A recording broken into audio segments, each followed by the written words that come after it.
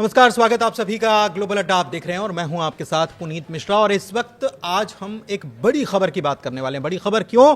क्योंकि middle east में बहुत जल्द बहुत कुछ बड़ा देखने को मिलेगा। लेकिन ये बहुत जल्द बहुत कुछ बड़ा क्या है? हाँ, हम बात कर रहे हैं ईरान की, और ईरान पर सैंक्शंस फिर से लगने वाले हैं इस चौंकाने वाली खबर की, क्योंकि यूएन में वोटिंग हुई और वोटिंग में जितने वोट चाहिए थे वो नहीं मिल पाए।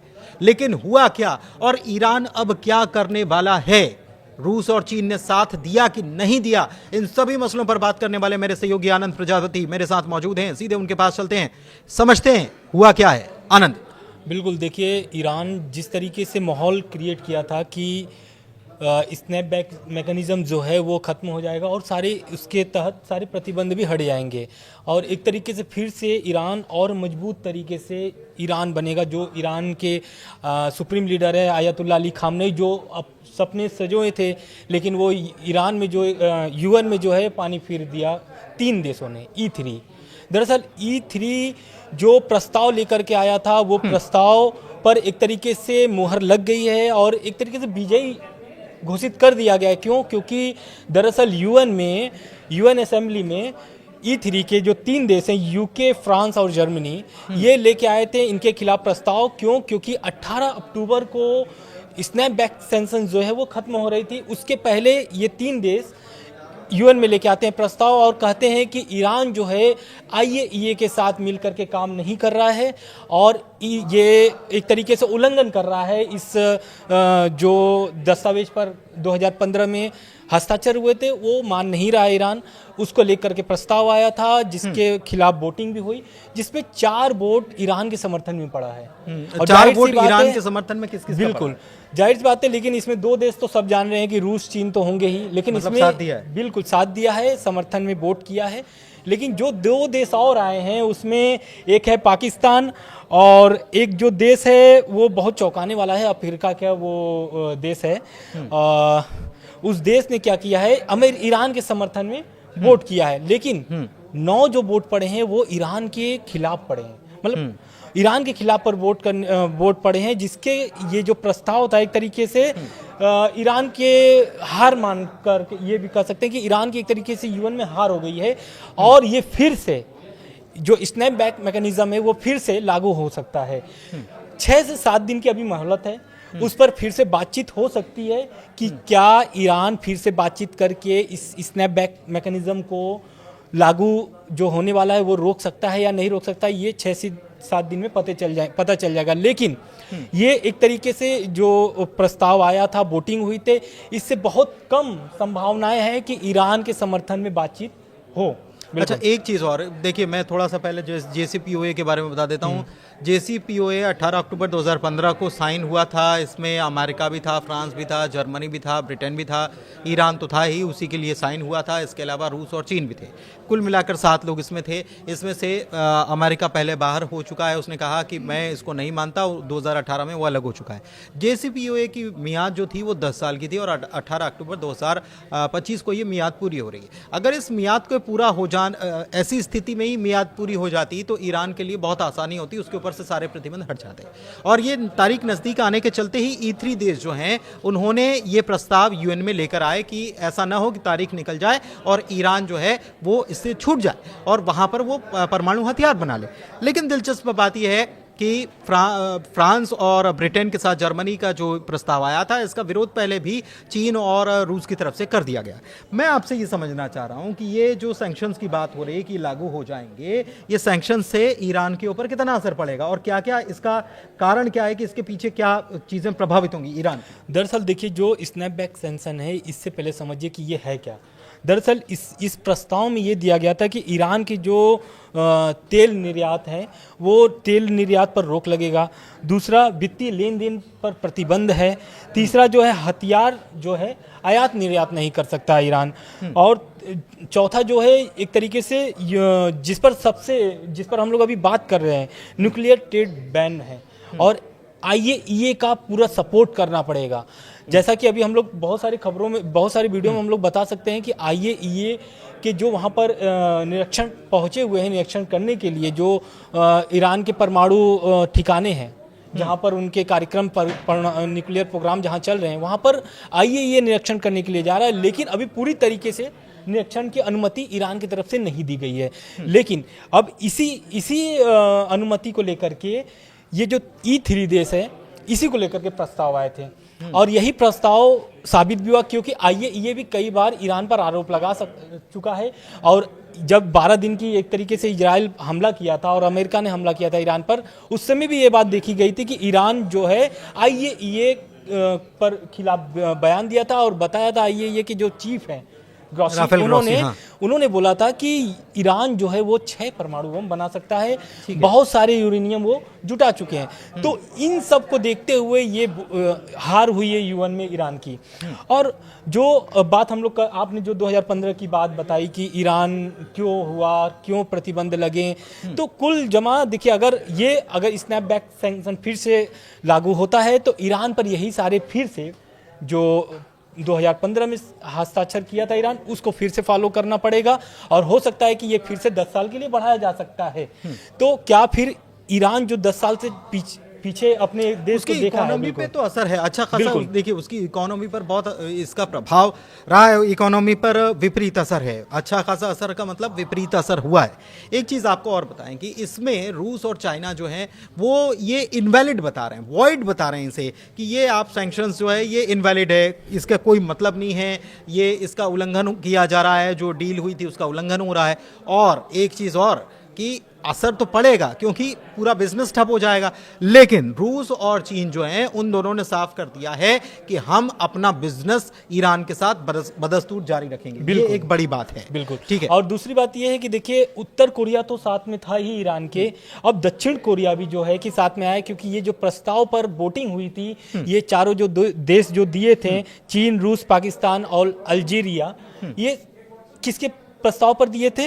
दक्षिण कोरिया के प्रस्ताव पर। तो कहीं ना कहीं अब उत्तर कोरिया के साथ साथ दक्षिण कोरिया भी साथ में आ रहा है ईरान के, तो ईरान के लिए कहीं ना कहीं ये तो अच्छा साबित होगा। लेकिन 6 से 7 दिन में क्या होने वाला है यूएन में, और क्या आईएईए भी ईरान के समर्थन में कुछ बात करेगा कि नहीं करेगा, ये आने वाली बात होगी। लेकिन बातचीत की कोशिश शुरू की जाए, मतलब कुल मिलाकर एक खबर ये भी है कि अब ये जो तनातनी वाली स्थिति आ गई है और ये और सितंबर का आखिर, तो आज हम अगर बैठे हैं तो सितंबर के आखिर में दिन कितने बचे? 10 दिन बचे। बिल्कुल। और 10 दिन के अंदर ही कुछ होता है तो ठीक है। बिल्कुल हाँ, क्योंकि यूएन को भी 18 अक्टूबर की डेट याद है, क्योंकि 18 अक्टूबर तक जब तक कोई कार्रवाई नहीं होगी तो ऐसा मतलब माना जाता है कि वो फिर से वो अपने आप क्या होगा कि वो लागू हो जाएगा ईरान पर। नहीं, बेसिकली प्रतिबंध तो लागू हो जाएगा आनंद, लेकिन एक चीज और है कि रूस की तरफ से इस बीच ये कोशिश या पेशकश की गई थी कि ये जो है ये 18 अक्टूबर 2025 की तारीख, इसको 6 महीने एक्सटेंड कर लो। हाँ, बिल्कुल, मतलब आईएईए से थोड़ी बातचीत बन जान दो और 6 महीने एक्सटेंड कर लो। बिल्कुल, लेकिन वो डील क्या होता है कि वो बातचीत सफल नहीं हो पाती है और इस कारण से इस तरीके से E3 जो है, मतलब E3 ने जल्दबाजी दिखाई, उसको लग रहा था कि 18 अक्टूबर की तारीख निकल गई तो मामला हाथ से निकल जाएगा। बिल्कुल, तो कहीं ना कहीं रूस चीन तो साथ में है, लेकिन अब ईरान में जो दो फाड़ हो रही है ये सबसे बड़ी बात है। दो फाड़ कैसे हो रही है? क्योंकि देखिए वहां पर 2 गुट है। पहले तो जो पहला गुट है जो कट्टरवादी है ईरान के पक्ष में, क्योंकि ये प्रस्ताव पर आयतुल्लाह अली खामनेई जो है वो इस प्रस्ताव को नहीं मानते और कोई भी प्रस्ताव पर और वो कोई भी प्रस्ताव पर बातचीत करने के लिए नहीं राजी हैं। बहुत अमेरिका और ईरान की जो डील चल रही थी उस पर भी वो राजी नहीं थे, लेकिन कई सारी मजबूरी थी, ईरान की अर्थव्यवस्था गिर रही थी, इस कारण से वो बातचीत शुरू हुई। लेकिन अभी इस प्रस्ताव को लेकर के जो यूएन में हुआ है, इस प्रस्ताव पर आयतुल्लाह अली खामनेई का कोई भी मतलब सहमति नहीं है। एक तरीके से वो एकदम इसको नकार रहे हैं। अच्छा, दूसरा जो है वो विपक्ष जो है, ईरान की जो विपक्षी पार्टी है वो क्या कर रहा है, आयतुल्लाह को एक तरीके से, क्योंकि आपको पता है कि 89 से सुप्रीम लीडर हैं आयतुल्लाह अली खामनेई, वहाँ पर गद्दी संभाल रहे हैं अभी तक 2025 तक।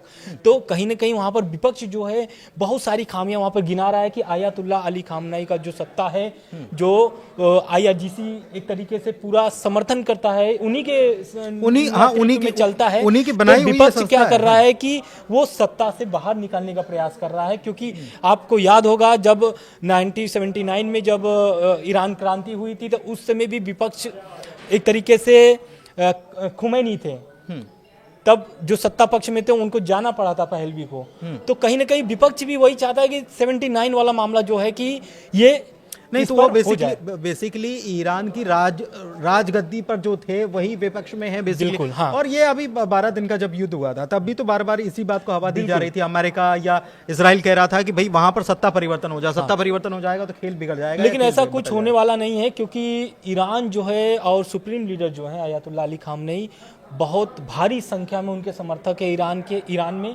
तो वो दुनिया में पूरी पूरी उनके दुनिया में। समर्थक लेकिन अगर ईरान की सत्ता की अगर बात की जाए, जिससे उनकी सत्ता टिकी हुई है, तो उसे अगर उसके मद्देनजर अगर बात की जाए तो ईरान में जो सुप्रीम लीडर है उनको हिलाना बहुत मुश्किल है, अयातुल्लाह अली खामनेई को। बिल्कुल। अच्छा, एक चीज और है आनंद कि ये कह रहे हैं कि परमाणु अप्रसार संधि मतलब एनपीटी जो है हाँ। ये एक धमकी भी दी जा रही है ईरान की बिल्कुल। तरफ से कि हम बाहर निकल जाएंगे, फिर हमसे मत हाँ। बोलना। इस पर दरअसल क्या हुआ है कि ईरान के जो राष्ट्रपति हैं मसूद पेजेश्कियान, उनका बयान आता है इसी प्रस्ताव को लेकर। कहते हैं कि स्नैपबैक हम नहीं रोक सके, और वे नेतांज और फोर्दो जो उनका ठिकाना न्यूक्लियर है प्लांट, हाँ। वो नष्ट कर सकते हैं, लेकिन हमारे लोग इस पर दोबारा बातचीत करने के लिए तैयार हैं, जो हम लोग बात कर रहे थे 6 से 7 दिन अच्छा, वाली। ये भी और भरोसा कर रहे हैं कि हम डेवलप भी कर लेंगे। और आईएईए के साथ हम लोग ऐसा नहीं है कि उनके साथ कोई बातचीत कम्युनिकेशन नहीं कर रहे हैं, कम्युनिकेशन कर रहे हैं लगातार और सहयोग भी कर रहे हैं। हाँ, कुछ ऐसे ठिकाने हैं जहां पर उनको निरीक्षण के लिए अभी रोका गया है, अनुमति नहीं दी गई है। दूसरी बात, ईरान ने इस जो आपने अभी जिक्र किया एनपीटी का, हाँ। उससे बाहर निकलने की भी धमकी दी गई है, जिस पर विदेश मंत्री अब्बास अराक्ची का भी बयान आता है, और वो इस प्रस्ताव को गैरकानूनी भी साबित एक तरीके से ठहराते हैं। ये जो स्नैपबैक मैकेनिज्म E3 देश जो लाए थे। बिल्कुल। अब इस पर देखिए क्या होता है कि जो चीन है और रूस है, इस वोटिंग के समर्थन में तो वोट कर दिए, लेकिन अभी भी वो चाहते हैं कि ईरान जो मुसीबत में अभी है, क्योंकि उसको साथ दिया जाए और क्योंकि ईरान के साथ रूस और चीन के जो व्यापार हैं वो लगातार जारी हैं, आप सबको पता है। और वो जारी रखने के लिए, क्योंकि अब दोबारा जब लागू होगा स्नैपबैक सैंक्शन, तो उसमें क्या होगा कि अमेरिका भी कुछ इंटरफेयर कर सकता है। और क्योंकि अमेरिका अभी कुछ दिन पहले ही बहुत सारे प्रतिबंध अलग से नए तरीके से लगा के रखे हैं, तो कहीं ना कहीं ईरान के लिए मुश्किलें बढ़ने वाली है, जिसको लेकर के रूस चीन जो है वो समर्थन में है, और एक तरीके से पूरे देश से कह भी रहे हैं कि भाई ईरान के समर्थन में आप आइए, जैसे कि दक्षिण कोरिया। लेकिन एक चीज है, देखिए अब सबसे बड़ी बात यह है कि ईरान ने अब ये कह दिया कि एनपीटी से हम बाहर निकल जाएंगे। एनपीटी से बाहर निकल जाएंगे तो आईएईए को सहयोग करने की कोई जरूरत नहीं है, ठीक है, उसके ऊपर कोई प्रेशर नहीं बनाया जा सकेगा।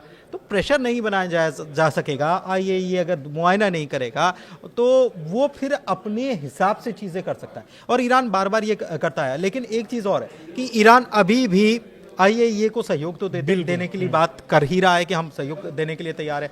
ईरान अभी भी ये कह रहा है कि हम कोई वेपन नहीं बना रहे। ईरान अभी भी कह रहा है कि हमारी परमाणु ज़रूरतें हैं, इसके लिए हम प्रोग्राम चलाते रहेंगे। तो ईरान की तरफ से ये चीज़ें कही जा रही है, लेकिन कहीं ना कहीं डाउट बाकी पूरे वेस्ट को हो रहा है। तो दिलचस्प बात यह है कि अब वेस्ट और मिडिल ईस्ट, खासतौर पर ईरान जो है उनके बीच तनातनी होने वाली। एक नया सिचुएशन जो है वो आपने देखा कि कतर के ऊपर जो अटैक हुआ इजराइल का, आनंद, हाँ। उसके बाद से बहुत सारे मतलब अरब और मुस्लिम मुल्क एक हो गए। बिल्कुल। ईरान भी यहाँ पर मौजूद था, पाकिस्तान भी मौजूद था। दिलचस्प बात यह है कि पाकिस्तान ने यहाँ ईरान का समर्थन किया है। दिलचस्प बात यह है कि पाकिस्तान ने वहाँ कतर का समर्थन किया है। बिल्कुल। पाकिस्तान भी यहाँ पर एक तो चर्चा में आ जाता है, यहाँ पर उसकी जो वैल्यू है वो यहाँ पर उसके वोट की वैल्यू बढ़ती।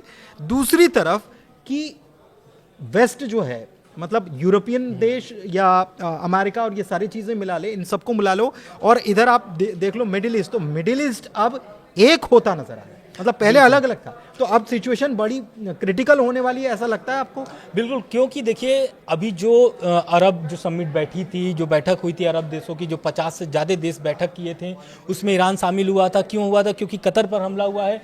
और अभी आप देख रहे हैं कि पाकिस्तान ईरान के समर्थन में अगर वोट किया है, तो इससे ये साफ नजर आता है। क्योंकि पाकिस्तान भले अमेरिका का कितना भी पक्षधर हो, लेकिन जब 50 मुस्लिम देश एक साथ बैठते हैं ना, तो पाकिस्तान को कहीं ना कहीं उधर झुकना ही मुस्लिम पड़ेगा। उम्मा की बात आ जाती है दरअसल, मुस्लिम उम्मा की बिल्कुल। और रह गई बात ईरान और कतर की ना, तो क्योंकि कतर भी अब समझ गया, क्योंकि कतर आप जानते हैं कि कतर में अमेरिकी एयरबेस है, और अमेरिका जो है कि कतर को छोड़ना नहीं चाहेगा किसी भी कीमत पर, क्योंकि पूरे मिडिल ईस्ट को वहां से वो एक तरीके से मॉनिटरिंग करता है कि कौन से देश क्या कर रहे हैं, कैसे कर रहे हैं।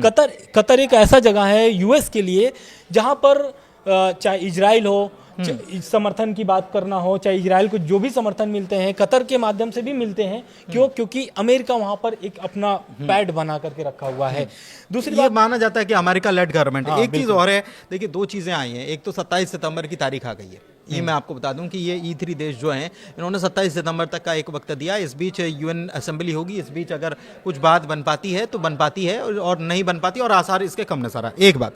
दूसरी तरफ एक चीज़ और जुड़ी हुई मिडिल ईस्ट से जुड़ी हुई जानकारी मैं आपको दे दूं कि इमानुएल मैक्रोन जो है उनकी तरफ से एक बयान आ गया है। उन्होंने कह दिया है कि हम मंडे मतलब सोमवार के दिन हम फिलिस्तीन को मान्यता देने का काम कर रहे हैं। ये एक नया गेम चल रहा है। मतलब एक तरफ फ्रांस जो है वो ईरान से लड़ भी रहा है, वो कह रहा है कि आप वो मत बनाइए आप, बिल्कुल। और आप हर हाल में समर्थन कीजिए, आईएए को समर्थन देना पड़ेगा, उसको सहयोग देना पड़ेगा, इंस्पेक्शन करवाना पड़ेगा, तमाम चीज़ें। और दूसरी तरफ फिलिस्तीन को वो समर्थन भी दे रहे हैं और कह रहे हैं कि हम फिलिस्तीन को आधिकारिक रूप से घोषित करते हैं। मतलब एक नया गेम है। और इसमें अभी देखिए तक यूएस गेम खेलता था, ऐसा एक फ्रांस का नया गेम देखने को। फ्रांस अब E3 इतना एक्टिव क्यों हो गया है? दरअसल क्या है कि अमेरिका जब से रूस यूक्रेन वाले युद्ध में अकेले मतलब बातचीत कर रहा है, उसमें यूरोपीय देश को नहीं जोड़ रहा है, तो E3 को ये लग रहा है ना कि क्योंकि ऐसा नहीं है फ्रांस हो या फिर ब्रिटेन हो, पैसा उनका भी लग रहा है उस युद्ध में, यूक्रेन को पूरा फुल सपोर्ट वो लोग कर रहे हैं। लेकिन क्या हो रहा है कि अब ये लोग भी अपनी मजबूती दिखा रहे हैं कि भाई मेरा भी कुछ अस्तित्व है। फोकस जो है वो अमेरिका के ऊपर पूरा ना चले जाए, चर्चा हमारी भी होती रहे और हम भी बेसिकली प्रासंगिकता में बने रहने के लिए भी सारी चीजें हो रही हैं। और आप ये भी समझिए क्योंकि ब्रिटेन में भी और फ्रांस में भी वहां पर भी आंदोलन हो रहे हैं सरकार के खिलाफ, ऐसा नहीं है, वहां पर भी सरकार के खिलाफ हो रहे हैं। अभी आपातकाल जैसी स्थिति भी पैदा हो गई थी 24 घंटे के लिए, तो कहीं ना कहीं वो लोग देश भी परेशान है, लेकिन उनको एक तरीके से इंटरनेशनल लेवल पर अपने देश को अपनी वैल्यू बनानी है, अपनी वैल्यू साबित कर रही है कि हमारी वैल्यू क्या है। कुल मिलाकर हमने चीजों को समझा कि क्या स्थिति ईरान के साथ हुई है और ये बिल्कुल तनाव जैसी स्थिति बन गई है। आप ये समझ लीजिए कि तनाव की स्थिति बन गई है। अब ईरान इस बीच, आप समझिए कि ये यूएन 27 तारीख के बीच या 27 तारीख के बाद ईरान क्या कुछ बड़ा करने वाला है? क्योंकि एक मिसाइल तो हवा में देखी गई बीते दिनों, ये बड़ा चर्चा में है, लेकिन ईरान इसके अलावा भी कुछ बड़ा कर सकता है क्योंकि बाकी साथियों का पूरा साथ मिल रहा है ईरान को, और कहीं ना कहीं कुछ काम कर रहा है, इंटरनली काम कर रहा है, जो कि पहले से तय हो चुका है। इशारों में समझिए बातों को, ज़्यादा अभी बोलना मुमकिन नहीं क्योंकि चीज़ें जो हैं वो खुलकर बहुत जल्दी दुनिया के सामने आने वाली हैं। लेकिन ईरान के ऊपर ये काम नहीं कर रहा है जिस तरीके से E3 जो प्रेशर बनाने की कोशिश कर रहे हैं। ईरान ने पहले से अपने पत्ते जो हैं वो सेट करके रखे हुए। कुल मिलाकर ग्लोबल अड्डा में इतना ही। चर्चा यहीं समाप्त करते हैं। कैसी लगी चर्चा जरूर बताइएगा। फिलहाल हमें दीजिए इजाजत। धन्यवाद।